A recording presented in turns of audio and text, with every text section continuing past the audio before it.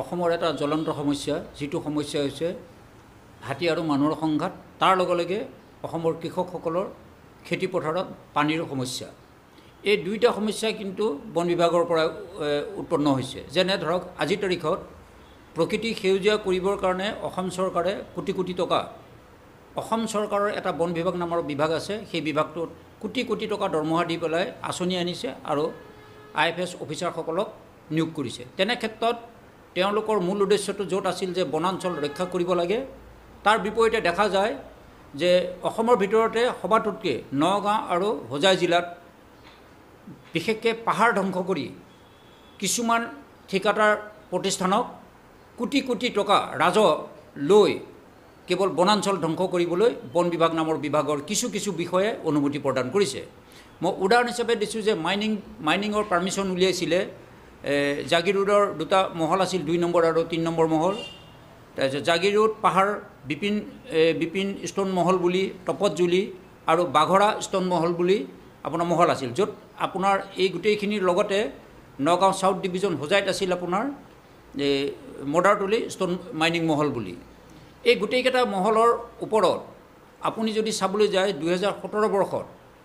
বন বিভাগৰ পৰা তেওঁলোকক 1 হেক্টৰ মাটিত মানে প্ৰথম শ্ৰেণীৰ সংৰক্ষিত বনাঞ্চলৰ ভূমিত 1 হেক্টৰ মাটিত পাহাৰ কাটিবলৈ তেওঁলোকক অনুমতি প্ৰদান কৰিছিল। আচৰিত আৰু দুৰ্ভাগ্যজনক আৰু লজ্জাৰ বিষয়, কোটি কোটি টকা লোৱা বন বিভাগৰ IFS বিষয়াসকল, কনজাৰভেটৰ DFৰ তেওঁলোকে AC ৰুমত বহিয়ে এইসকলক অনুমতি দিয়াৰ বিপৰীতে আজি দেখা পোৱা গ'ল 17 চনৰ 1 বছৰটো 18 চনত শেষ হ'ব লাগিছিল, কিন্তু 18 চনৰ পৰা বুলি আজি 24 চনলৈকে গোটেই পাহাৰ কাটি শেষ কৰি দিয়াৰ পিছতো কোনো এজন বন বিষয়াই এই ঠিকাদাৰসকলৰ ওপৰত কোনো ব্যৱস্থা গ্ৰহণ নকৰিলে, যাৰ কাৰণে আজি অসমৰ সেউজীয়া সম্পূৰ্ণৰূপে শেষ হৈ গৈছে। কেৱল কিছু কিছু বন বিভাগৰ বিষয়াই ঠিকাদাৰৰ লগত গোপন বুজাবুজিৰে এই প্ৰকৃতি ধ্বংস কৰাত প্ৰতিযোগিতাত নামিছে। এই গোটেই বিষয়টোক লৈ পেলাই মই তথ্য জনাৰ অধিকাৰ আইনৰ আধাৰত যি তথ্য সংগ্ৰহ কৰিছিলোঁ, আপোনালোকক যদি মই দেখাওঁ নিশ্চয় আপোনালোকে অনুভৱ কৰিব যে এইটো মদাৰতলি, এটা উদাহৰণ দিছোঁ, এইটো মদাৰতলি সংৰক্ষিত বনাঞ্চল। এই বনাঞ্চলত আপোনাৰ GPS লোকেশ্যনত তেওঁলোকক 1 হেক্টৰ মাটি দিছিল এই ক'লা দাগৰ ভিতৰত। কিন্তু আচৰিত কথাটো হ'ল এই দেখিছে যে ৰঙা দাগৰ ভিতৰত গোটেই এই ডাম্পাৰ পৰ্যন্ত আছে ফটোত GPS লোকেশ্যনত, এই গোটেই পাহাৰটো কাটি শেষ কৰি দিলে।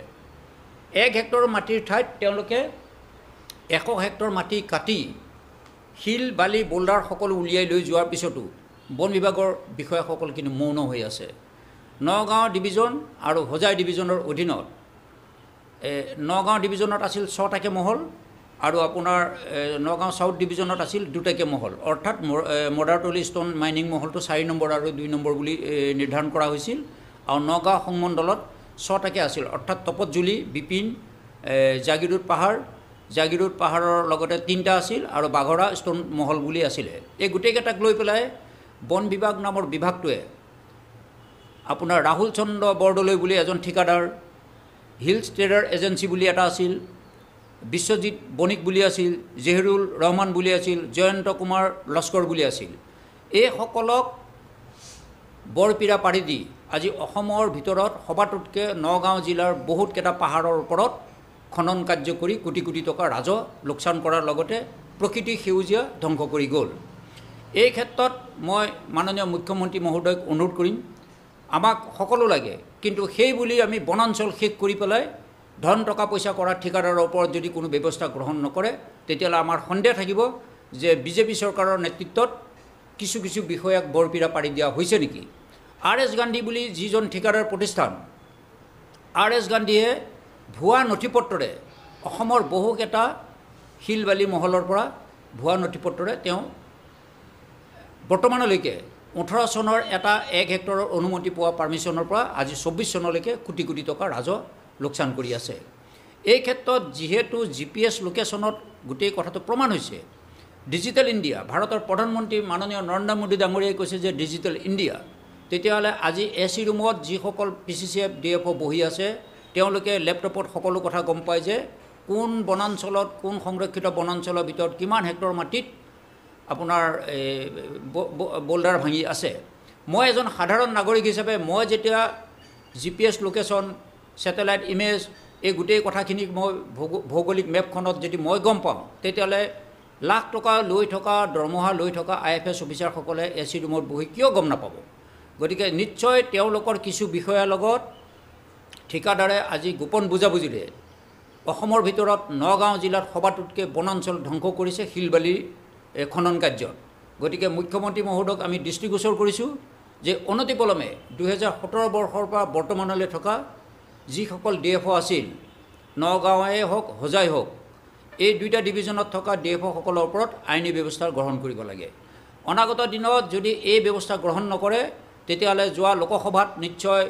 কেন্দ্ৰীয় মন্ত্ৰী বনমন্ত্ৰীয়ে কৈছে যে অসমৰ ভিতৰত সবাতোতকৈ বনাঞ্চল ধ্বংস হৈছে অসম ই লজ্জাৰ বিষয় এইকাৰণে লজ্জাৰ বিষয় যে আজি প্ৰত্যেকখন আঁচনি অসমত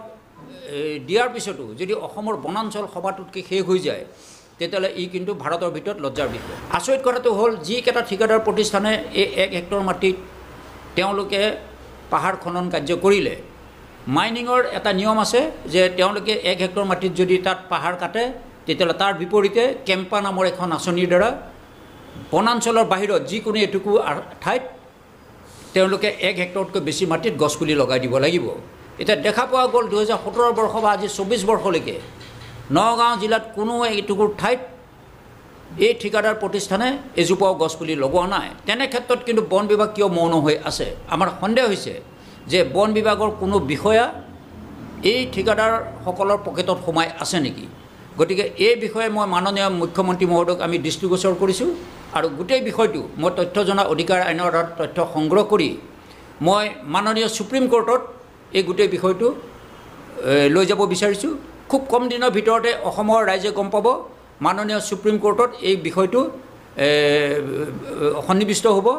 মই আশা কৰিম মাননীয় সুপ্ৰিম কোৰ্টে অসমৰ ওপৰত এক তদন্ত কৰি ব্যৱস্থা গ্ৰহণ কৰিব এতিয়া কিন্তু দুৰ্ভাগ্যজনক বিষয় 17 চনৰ পৰা 18 চনলৈকেহে অনুমতি আছিল যদি 2024 চনৰ জানুৱাৰী ফেব্ৰুৱাৰীত বন্ধ কৰিছে বা 2025 চনৰ জানুৱাৰী ফেব্ৰুৱাৰীত বন্ধ কৰিছে তেতিয়াহ'লে এই ফটোবিলাকে প্ৰমাণ কৰিব যে নগাঁও জিলাত কিমান অংশ অনুমতি লোৱাৰ পিছত কিমান বেছি অংশ পাহাৰ কাটি দিলে গতিকে এই কথাটো যিহেতু আজি ডিজিটেল ইণ্ডিয়াত মই যেনেকৈ গম পাইছোঁ ঠিকাদাৰসকলেও গম পাইছে বা প্ৰধান মুখ্য বন সংৰক্ষকেও গম পাইছে বা DFO গম পাইছে তেনে ক্ষেত্ৰত তেওঁলোকে কিয় আজি নিমাত হৈ আছিল এয়া ডাম্পাৰ পৰ্যন্ত গোটেই ফটোত উঠিছে মাত্ৰ তেওঁলোকক এই ক'লা দাগটো দিয়াৰ ভিতৰত তেওঁলোকক অনুমতি প্ৰদান কৰা হৈছিল মডাৰতলিত কিন্তু আপুনি চাই 18, 19, 20, 21, 22, 23, 24 যদি আপুনি ছেটেলাইট ইমেজৰ ফটোখিনি চাই উপগ্ৰহ ফটো চাই তেতিয়াহ'লে আপুনি গম পাব সম্পূৰ্ণৰূপে মডাৰতলি যিটো সংৰক্ষিত বনাঞ্চল তাত সম্পূৰ্ণৰূপে শেষ হৈ গ'ল গতিকে আমি অনুৰোধ কৰিছোঁ যে IFS বিষয়াসকলে 3.5 লাখ টকা 3 লাখ টকা দৰমহা পোৱাৰ পিছত AC ৰুমত বহি অসমখন ধ্বংস কৰিবলৈ আহিছে নে অসমখনক ৰক্ষা কৰিবলৈ আহিছে সকলো IFS অফিচাৰ নহয় যিকেইজন IFS অফিচাৰ কনজাৰভেটৰ DFO এইটোৰ লগত জড়িত হৈ আছে মই তেখেতসকলৰ ওপৰত মাননীয় মুখ্যমন্ত্ৰী মহোদয়ক অনুৰোধ কৰিম যে অনতিপলমে নগাঁও জিলাৰ হোজাই আৰু নগাঁৱৰ লগত জড়িত কনজাৰভেটৰ আৰু PCCF CCF 18 পৰা বুলি বৰ্তমানলৈকে যিয়ে এই মাইনিঙৰ পাৰ্মিশ্যন দিছিল তেওঁলোকৰ ওপৰত আইনী ব্যৱস্থা গ্ৰহণ কৰিব লাগে